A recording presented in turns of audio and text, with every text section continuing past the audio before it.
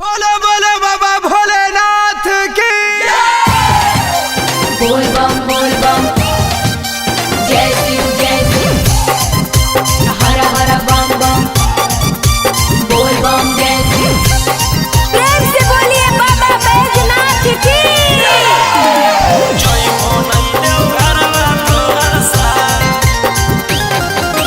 Mixed by Golu Gautam। जहिया से चढ़लो सावन महीना में दुख परेशानी से कट रोज दिन जहिया से चढ़लो सावन महीना में दुख परेशानी से कट रोज दिन चुए पलानी जब हो खेला बरसात गंजावा करो हखो दिन रात जइबो नहीं देव घरवा तोहर साथ भंगिया करो हखो दिन रात जइबो नहीं देव घरवा तोहर साथ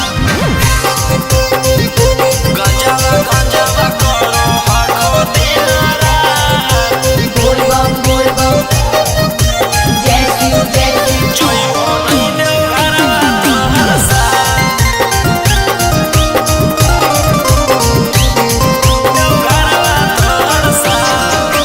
भोला बाबा से नहीं डरो हखो बोल बम जय शिव हर हर बम बम गंज हवे पर मारो हखो बोल बम जय शिव हर हर महादेव। भोला बाबा से नहीं डरो हखो गंज हवे पर मारो हखो काहे सुनो न हखो हमर एको बात गंजावा करो हखो दिन रात जइबो नहीं देव घरवा तोहर साथ भंगिया करो हखो दिन रात जइबो नहीं देव घरवा तोहर साथ बोल बम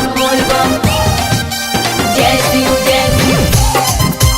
हर हर बम बम बोल बम जय शिव। प्रेम से बोलिए बाबा बैजनाथ की।